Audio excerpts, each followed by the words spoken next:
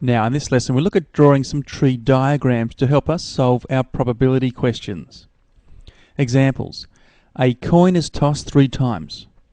In part A we need to draw a tree diagram to illustrate the different results possible. Then in part B, find the probability of getting 3 heads. And finally in part C, to find the probability of getting at least 2 tails. Well, part A firstly, we draw a tree diagram. So, if a coin is tossed 3 times, we'll consider the first, the second, and the third throws. Now, starting at a point, okay, any good tree, if you like, started just from a seed. The first, okay, we're going to write as best we can in a straight line the first possible results. Well, we can either get a head or a tail. Okay, it's pretty simple, either a head or a tail. Now, the second throw. Well, let's say our first throw was a head. On the second throw, we could get a head or a tail. If, on the other hand, our first throw was a tail, our second throw could also be a head or a tail. Now, let's move on to our third throw. Well, from here, doesn't matter what we throw, the next throw can always be a head or a tail. So from each of the points, a head or a tail as the next throw. So finally there, we completed a head or a tail. Now the whole purpose of drawing these tree diagrams is to generate a list of different results. So the results are, if we follow the branches here, H, H, H, okay, that's 3 heads.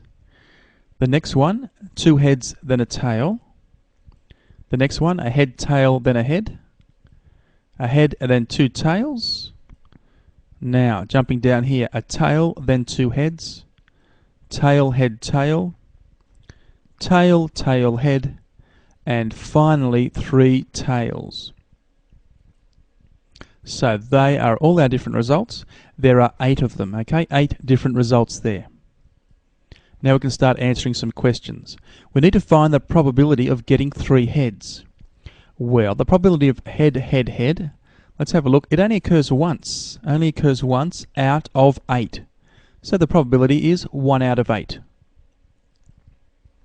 What about the probability of getting at least 2 tails? Now, at least 2 tails means 2 tails or more than 2 tails. So let's see where it occurs. There it occurs once. It occurs there again.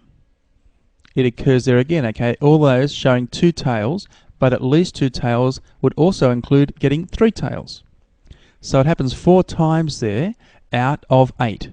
So the fraction, the probability is 4 over 8. And of course we can simplify that, break it down to 1/2. Excellent.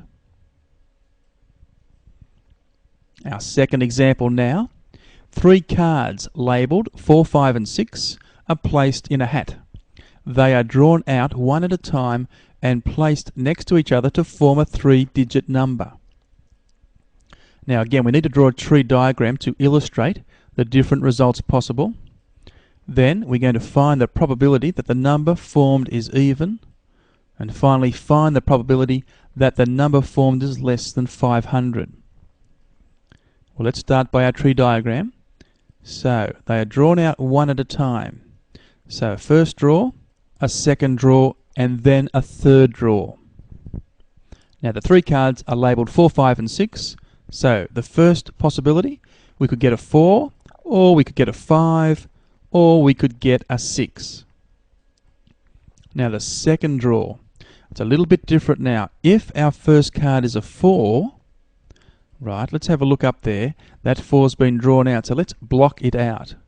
So what's left? Okay, only a 5 and a 6. So the second draw would either be a 5 or a 6.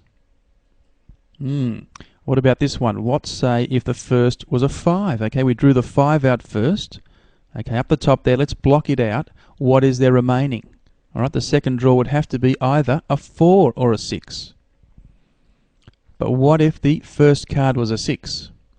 Let's block that out. There's only a 4 and 5 remaining, so the second card would have to be a 4 or a 5. Now we're on to our third card drawn. Well, in this instance, we've drawn the 4 out, then the 5 out. There's only the 6 left. In this way, we've drawn the 4, then the 6. So the third card would have to be 5. Okay, have a bit of a think about this. There's only working out which cards are left. On this hand, we have a 5, then a 4. Well, what's left? Okay, it has to be 6, doesn't it? In this instance, we've drawn a 5, then a 6, so it has to be 4. And our final two situations, this one, a 6 and a 4, the next one has to be 5, or a 6 and a 5, then finish with a 4.